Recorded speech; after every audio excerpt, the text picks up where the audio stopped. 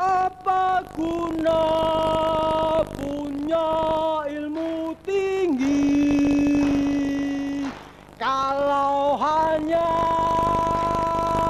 untuk mengibuli? Apa guna banyak baca buku kalau mulut kau bungkam di mana-mana moncong senjata berdiri gagah kong kali kong dengan kaum cukong di desa-desa rakyat tidak.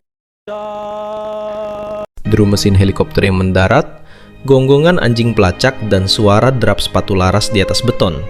3 bunyi itulah yang terus terngiang di kepala Pius Lustri Lanang dan Desmond J. Mahesa saat mata mereka ditutup kain hitam dan tangan mereka diborgol besi pada awal tahun 1998. Kesaksian empiris dari para korban selamat ini bukan sekedar cerita trauma, melainkan sebuah petunjuk geografis yang fatal. Di sirkuit investigasi sejarah, detail suara ini mengarah kuat pada satu lokasi instalasi militer, Markas Kopassus Cijantung. Topik ini seringkali digeser menjadi komoditas politik 5 tahunan yang syarat opini dan sentimen personal. Tapi di video kali ini, gua, Victor, bakal mengajak kalian membedah kasus ini dari sudut pandang yang berbeda. Kita tidak akan memakai asumsi, kita akan berdiri tegak di atas dokumen resmi, angka, dan fakta persidangan yang selama puluhan tahun tersimpan di bawah karpet sejarah. Mari kita bedah datanya secara empiris.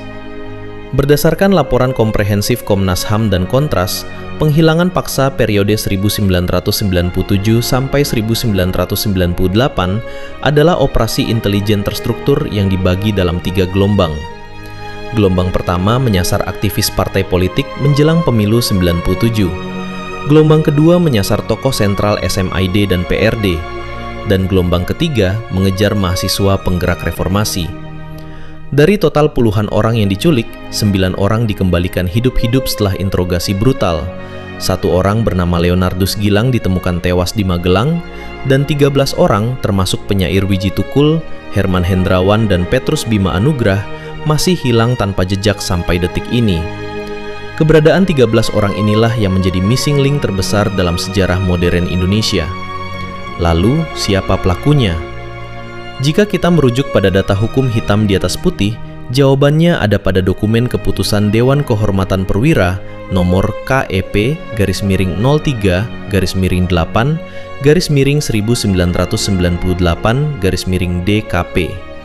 Dokumen resmi militer tertanggal Agustus 1998 ini menyatakan secara eksplisit bahwa Letnan Jenderal Prabowo Subianto selaku Danjen Kopassus saat itu dinyatakan bersalah atas penyalahgunaan wewenang dan interpretasi perintah yang keliru yang berujung pada penculikan para aktivis.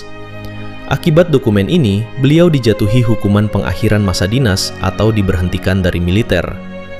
Di tingkat bawah, 11 personel militer yang tergabung dalam tim Mawar juga telah diseret ke pengadilan militer 2/08 Jakarta pada tahun 1999. Beberapa dipenjara, beberapa dipecat. Namun, disinilah misteri sesungguhnya dimulai. Jika para eksekutor lapangan sudah diadili dan sang komandan sudah diberhentikan, mengapa status hidup atau matinya 13 orang yang hilang itu tidak pernah dibuka ke publik? Mengapa lokasi penahanan terakhir mereka tetap menjadi rahasia negara? Dalam rantai komando militer, sebuah operasi intelijen skala besar hampir mustahil berjalan tanpa perintah atau sepengetahuan otoritas yang lebih tinggi. Siapa aktor intelektual di atas mereka yang memegang kunci jawaban terakhir?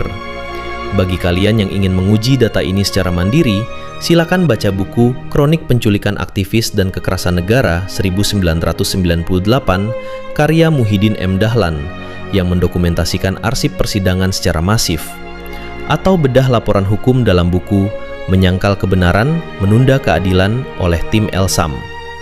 Dan untuk melihat friksi internal para jenderal saat operasi ini terbongkar, baca memoir Sintong Panjaitan dalam Perjalanan Seorang Prajurit Para Komando. Data sudah digelar, dokumen sudah bicara, dan referensi sudah gua berikan. Misteri hilangnya mahasiswa 98 bukan lagi soal katanya, tapi soal keadilan hukum yang sengaja ditunda oleh waktu. Gua, Victor, pamit, sampai ketemu di pembahasan data investigatif berikutnya.